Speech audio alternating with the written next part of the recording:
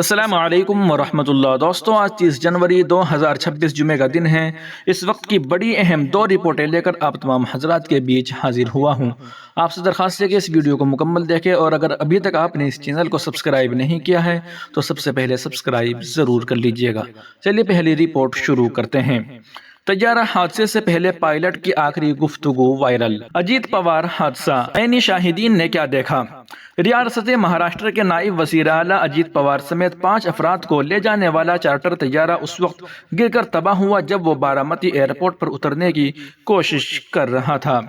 پونے کے S P Sandeep Singh نے بتایا کہ طیارہ آج بدھ صبح 8:40 پر لیٹنگ سے پہلے ہی تباہ ہو گیا۔ طیارے میں 5 افراد سوار تھے۔ بی بی سی مراٹھی کے مطابق اجیت پوار کے ساتھ مرنے والے دیگر افراد کے نام سمت کپور، شمبھوی پاٹھک، دیپ جاڈو اور پنکی مالی ہے۔ عینی شاہدین کے مطابق لیٹنگ کے دوران کچھ مسئلہ نظر آ رہا تھا، ایسا لگ رہا تھا کہ طیارہ گر سکتا ہے۔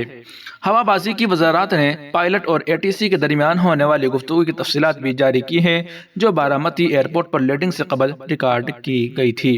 وزیر اعظم مہاراشٹر کے وزیر اعلیٰ، نائب وزیر اعلیٰ، لوک سبھا میں قائد حزب اختلاف راہل گاندھی سمیت کئی سیاسی رہنماؤں نے اجیت پوار کی وفات پر اظہار افسوس کیا ہے، جبکہ مہاراشٹر حکومت نے 3 روزہ سوگ کا اعلان بھی کر دیا ہے۔ ایوی ایشن حکام نے ابتدائی تحقیقات کے بارے میں کیا کہا؟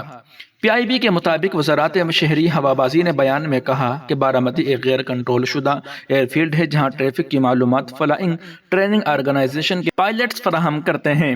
ڈی جی سی اے نے بھی ایک تفصیلی بیان ایکس پر جاری کیا۔ اس میں درج ہے کہ 28 جنوری 2026 کو صبح 8:18 پر پرواز نے پہلی بار بارامتی ایئر ٹریفک کنٹرول سے رابطہ کیا۔ اس کے بعد طیارے نے 30 ناٹیکل میل پر پونے اپروچ سے کلیئرنس لی۔ پائلٹ کو مشورہ دیا گیا کہ وہ ویژول میٹرولوجیکل کنڈیشنز میں اپنی صوابدید پر لیڈنگ کرے۔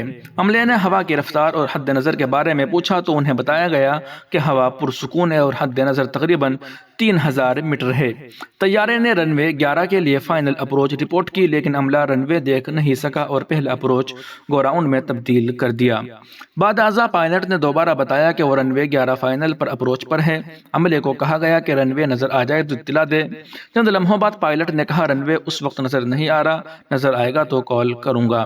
کچھ سیکنڈ بعد پائلٹ نے بتایا کہ رن وے نظر آ رہا ہے۔ 8:43 پر طیارے کو لیڈنگ کی اجازت دی گئی، مگر عملے کی جانب سے اجازت کا ریڈ بیک نہیں ملا۔ اس کے بعد اے ٹی سی نے رن وے 11 کے قریب آگ کے شعلے دیکھے اور ایمرجنسی سروسز فوراً وہاں پہنچ گئی۔ طیارے کا ملبہ رن وے کے بائیں جانب پایا گیا۔ وزارت نے کہا کہ aircraft accident investigation bureau نے تحقیقات اپنے ہاتھ میں لے لی ہے۔ ڈائریکٹر جنرل جائے وقوع کا جائزہ لینے پہنچ رہے ہیں۔ مزید معلومات مناسب وقت پر فراہم کی جائے گی۔ طیارے کے بارے میں کیا معلومات سامنے آئی؟ وزارت کے مطابق تباہ ہونے والا چارٹر طیارہ وی ٹی ایس ایس کے تھا اور پرواز LJ-45 تھی جو ممبئی سے بارامتی جا رہی تھی۔ لیئر جیٹ 45 نامی یہ درمیانے سائز کا بزنس جیٹ بومبیا ریٹائرڈ نامی کمپنی تیار کرتی ہے۔ اس میں 8 مسافروں کی گنجائش ہوتی ہے۔ یہ طیارہ 2 ٹربوفین انجنوں سے چلتا ہے۔ یہ انڈیا میں تیز رفتار چارٹر پرواز کے لیے بہت مقبول ہے۔ 2010 میں تیار کردہ یہ طیارہ دلی کی کمپنی VSR کی ملکیت تھا۔ کمپنی کے پاس مجموعی طور پر 17 طیارے ہیں۔ فروری 2025 میں ڈی جی سی اے نے ان کے بیڑے کا آخری آڈٹ کیا تھا۔ اس میں کوئی خرابی رپورٹ نہیں ہوئی۔ بی بی سی مراٹھی کے مطابق اس کمپنی کا ایک طیارہ 2023 میں ممبئی میں لیڈنگ کے دوران تباہ ہوا تھا، مگر اس میں تمام افراد زندہ بچ گئے تھے۔ اس حادثے کی بھی تحقیقات جاری ہے۔ عینی شاہدین نے کیا دیکھا؟ وزارت کے مطابق طیارے میں 2 پائلٹ موجود تھے۔ ایک پائلٹ ATPL لائسنس رکھتے تھے اور ان کا تجربہ 15,000 گھنٹوں کا تھا۔ دوسرے پائلٹ کے پاس CPL لائسنس تھا اور انہوں نے 1500 گھنٹے کی پروازیں کی تھی۔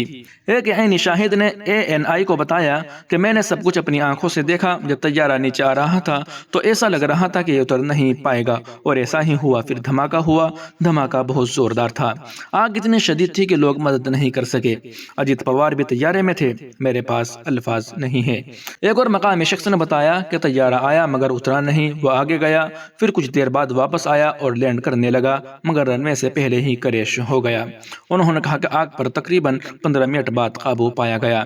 لاش مکمل طور پر جلی ہوئی تھی، شناخت ممکن نہیں تھی۔ بعد میں ہاتھ میں موجود ایک چیز سے پتہ چلا کہ یہ دادا یعنی اجیت پوار کی لاش ہے۔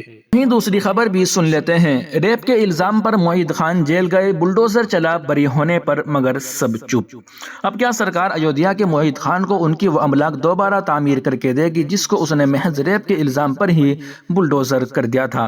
ان کی مجروح عزت واپس دلائے گی؟ کیا ان کے جیل میں گزرے دن واپس لوٹائے گی؟ کیا میڈیا ناپاک پروپیگنڈا مہم پر معافی مانگے گا؟ یہ سوال اس لیے پیدا ہوا ہے کیونکہ ایودھیا کے بدر سا علاقے سے انتہائی مشہور گینگ ریپ کیس میں بدھ کو ایک بڑا عدالتی فیصلہ سنایا گیا۔ خصوصی POCSO جج نروپما وکرم کی عدالت نے سماجوادی پارٹی کے رہنما معید خان کو تمام الزامات سے بری کر دیا ہے۔ POCSO فرسٹ کورٹ کے ذریعے دیے گئے اس فیصلے نے اس ہائی پروفائل کیس کو ختم کر دیا جو 6 ماہ سے زیادہ عرصے سے چل رہا تھا۔ عدالت نے 14 جنوری کو ہونے والی حتمی سماعت کے بعد فیصلہ محفوظ کر لیا تھا۔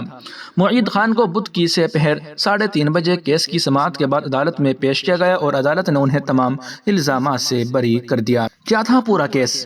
یہ کیس 29 جولائی 2024 کو پور قلندر پولیس اسٹیشن میں درج کیا گیا تھا۔ جیسے ہی ایک نابالغ کی اجتماعی عصمت دری کے الزامات سامنے آئے، ضلع میں سیاسی اور انتظامی ہنگامہ بڑھ گیا۔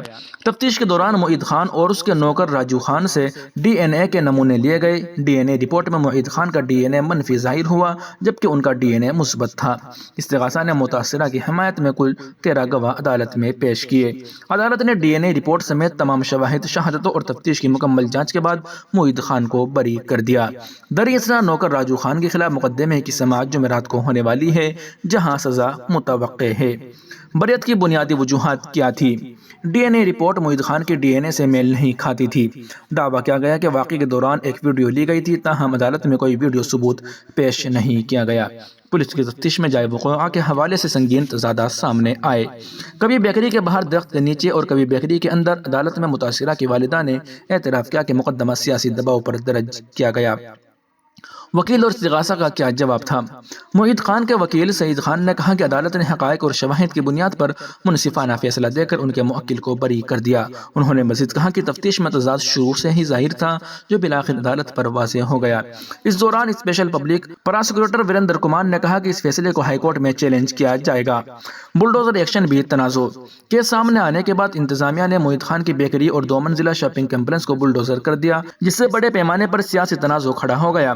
عدالت کے فیصلے سے معید خان کے حامیوں اور اہل خانہ کو اہم ریلیف ملا ہے جبکہ یہ کیس ایک بار پھر عدالتی عمل اور سیاسی مداخلت پر بحث کا مرکز بن گیا ہے۔ پوری کہانی 29 جولائی 2024 FIR درج کی گئی۔ 30 جولائی 2024 معید خان اور راجو گرفتار۔ 1 اگست 2024 کا مسئلہ اسمبلی میں اٹھایا گیا۔ 3 اگست 2024 بیکری پر بلڈوزر کی کارروائی۔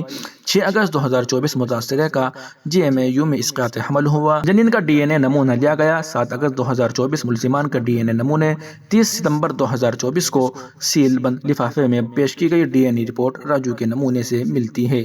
جنوری 2026 معید خان کو بری کر دیا گیا۔ دوستو یہ تھی آج کی 2 اہم رپورٹ۔ آپ سے درخواست ہے کہ اس طرح کے تمام تازہ ترین اپڈیٹ حاصل کرنے کے لیے اگر ابھی تک آپ نے اس چینل کو سبسکرائب نہیں کیا ہے تو ویڈیو کے نیچے سبسکرائب والے آپشن پر کلک کر کے اس چینل کو سبسکرائب ضرور کر لیجیے گا۔ السلام علیکم ورحمۃ اللہ۔